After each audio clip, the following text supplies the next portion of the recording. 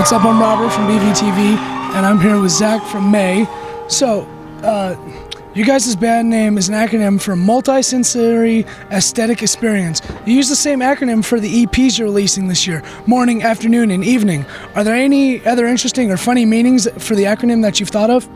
No, I mean, over the years, you kind of just, depending on what you're doing, if you can find some acronyms, you apply it. But overall, the central meaning has always been the multi-sensory aesthetic experience, and we're using them for these EPs this year, just to kind of focus and, the morning, afternoon, evening EPs, just kind of, we're using those words as a metaphor kind of for the parallels and for each moment of your life, and each decision you make kind of paints a picture, and you kind of choose these paths that end up contributing to the larger picture, which involves everyone. So just kind of emphasis on community. And if you look at pointillism paintings, you look up close and it's just all a bunch of spotted colors. It doesn't really make any sense. So you move back, you stand back, and you see it, and the picture kind of emerges. All right, for sure. And your morning EP has been released earlier this year. Do you have any official release dates for afternoon or evening? Not yet. Afternoon is going to come out in August, but there's no official release date for that yet. And evening will come out towards the end of the year in winter. All right. And speaking of your EPs, you're releasing one song every month this year, donating the profits to charity. What charity are you choosing to donate, and what's the reason for choosing that charity? First one we're working with right now is Habitat for Humanity, and we chose that just because we had a friend who had worked with them a couple years ago, maybe a year and a half ago, and he loved it. He went to Guatemala and built some houses down there with them. And we had worked with Habitat briefly on another tour we had done in the past, where we had kids donate $5, and they could see an additional acoustic show, which is something we're doing tonight as well. You donate $5, and we'll play 5 or 6 more songs acoustically after the show.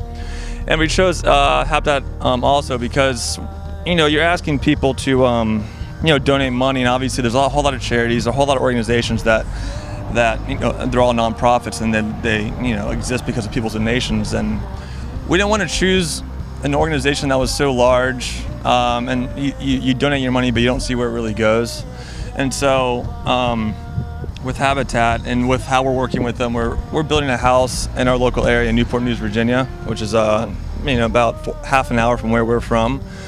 And so when people donate the money, we have a counter on our website that shows the funds raised, how much money we have raised, and all that money is being directed straight into building a house. So people are donating their money and they're seeing something develop tangibly. So it's not just like you give your money away and then you have, you work on good faith that the money's going to where you want it to go.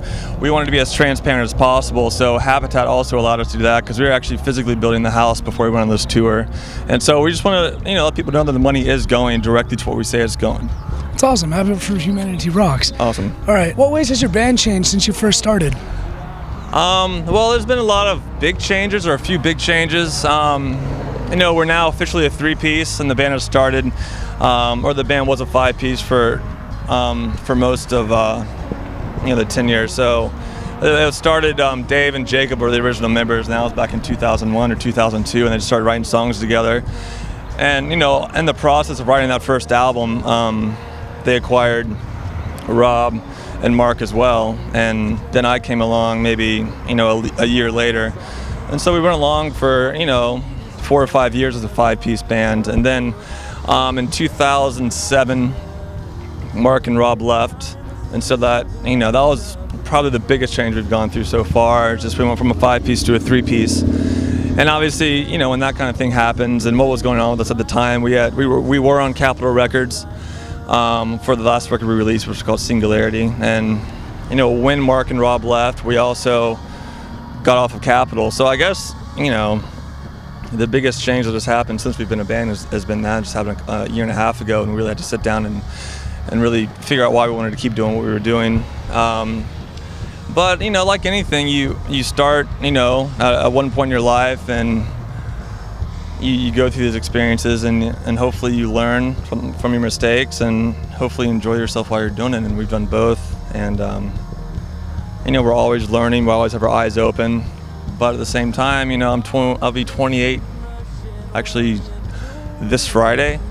And I joined this band when I was 20, I want to say 22. It's been 6 years. And so in that time, we've been all over the world. We've toured the country numerous times. And, I can't really put into words, in the span of a 5-minute interview about, what we've gone through and how we've changed. But it's just like any kind of gradual evolution. You go through, any large period of your life, high school, college, you're going to come out a different person. And, we've been really fortunate so far. So it's been good. For sure. Happy birthday on Friday, too, by the way. Thank you. The Everglot was an album in the true sense of the word like they used to be. The album had a flow and the storyline progressed from prologue to epilogue. Are you planning on ever repeating that style or just going with the flow and seeing what happens in the studio? I never say never about doing anything again. The Everglot was definitely more of an ambitious undertaking for us. And Singularity wasn't that way. It was ambitious, but at the same time, it was it was different. So as far as doing some kind of cohesive conceptual record, we don't have any plans to do that again. I will say that all our records do have a theme, but it's not to say it's a linear kind of point A to point B kind of thing. So in the future, if we're so inspired to do another, conceptual record, then we definitely will do it. So I don't want to say we'll never do it again, but as of right now, we don't have anything, creatively brewing that's going to come out in that form in the next couple of years or so.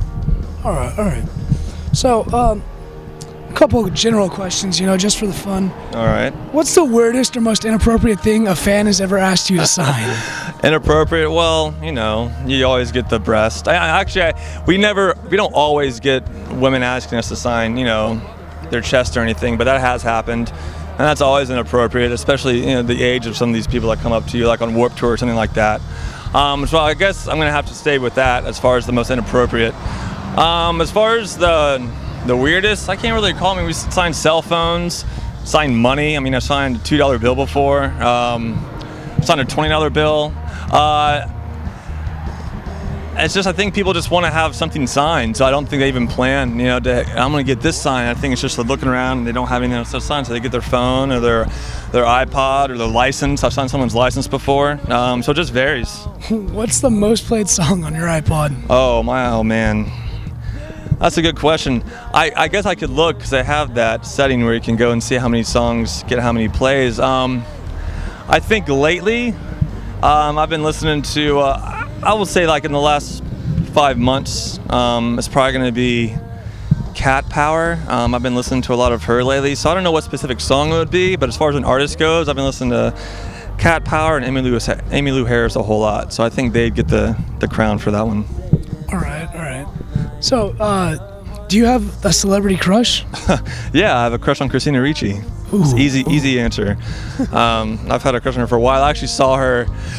We were in LA a couple years back, and I saw her in a restaurant, and blows my mind. I love seeing celebrities when we're in Hollywood. I'm kind of a geek that way, so I'm always on the lookout for them. But I saw her in a restaurant one time, and my heart stopped and everything like that. But I like her a whole lot. So is it weird though when you're like, you guys are stars? Is it weird seeing other stars from like movies and stuff? Well, I guess it's just I don't for a second consider myself a star, especially on that level. Christina Ricci. We've been successful in certain terms, but we're definitely not to the point where we can call ourselves stars or rock stars even. We've just been fortunate enough to be able to not have a job and do this as a job. So, that's incredible enough when I think about it, and it's awesome. But, we still have to, pay our mortgage month to month. We don't have a, bed of cash we're laying on back home and, any publicist or personal bodyguards yet, so. I'll be your bodyguard. Let's do it. I'll hire you right now. Do you ever practice your autograph? No. All right. You're not stuck up. What was the first song you guys recorded together? The first song I recorded with the band, because I came on after they released the first record. I joined up with them like a few months into their touring career. So the first song I did with them, it was, I want to say, a demo for Suspension, a song that came out on the Everglot. And I want to say that the first song ever recorded by Dave and Jacob under the name May, or was Embers and Envelopes. I might be wrong, but I'm pretty sure that was the first song they did together in the studio. All right. Have you ever pulled any tour pranks? It's funny, we're not a pranking type of band. Not because we don't want to, just because I don't know, I don't have a good mind for pranks. We have been pranked before. We were on tour with the Fray a couple years ago, and we were on a bus, and they put crickets on our bus, and so we go on our bus at night after the show, and it'd be crickets would be chirping, and you'd find them in your bunk, and that's kind of unsettling a little bit, especially if you wake up and there's a bug on you. You don't know what kind of bug it is, so it's a bummer. But it's funny, Dave, our singer, will call up our booking agent back in Philadelphia, and he'll just act like he's another band looking to find a booking agent and just give him a hard time. He's good at that kind of stuff, but I'd say that we're more victims of pranks than we are perpetrators of them. So. That's funny. I can't really see the Fray putting crickets in your bed. Yeah, they did. I mean, that's definitely happened. What's your biggest pet peeve? I have a lot of them. One of them is bad phone etiquette. I don't like when people, if you call someone and they're a friend of yours, you want them to call you back or whatever, you're wondering something. I don't like when they just don't get back to you for days and days. Like, you can easily text someone and say, hey, I'll get back to you when I can, and it takes 2 seconds. I don't like when that's what I call bad phone etiquette. And obviously there's other times where you're hanging out in public at a dinner or something like that and someone's on the phone all the time. Yeah, that's obvious. But I just don't like when you have a cell phone, and you have a cell phone for a reason, and that's to make you're more available with a cell phone. And so I just don't like when people, don't call you back or don't do what they said they're going to do. What's another one? Punctuality. I'm not always on time, but I hate being held up because someone's not on time. I don't know. I think that's a pretty bad one too. All right. Thank you very much. Well, thank you, man. That was very cool. Thanks for taking the time. I appreciate it. No problem. Thank you. What's going on? My name is Zach from May, and BVTV rocks. 2 days and I've not slept a wink. These thoughts that I've been thinking, this is the mark I aim to miss. You toss and turn, I lie awake. Who knows what I've been drinking? Another cheap, meaningless kiss. From the beginning, sold down and lost with all its charm. I just want to wake up. I wake up in someone, but I just want to wake up. I just want to wake up. I just want to wake up. I just want to wake up. 6 days and I can see the same brown eyes in this reflection. Is this the man you'll say I'll be? You toss and turn, I lie awake. Into the sand we're sinking, holding us back from breathing free. I'm done. From the beginning, I'm told down and lost with all its charm. I just want to wake up.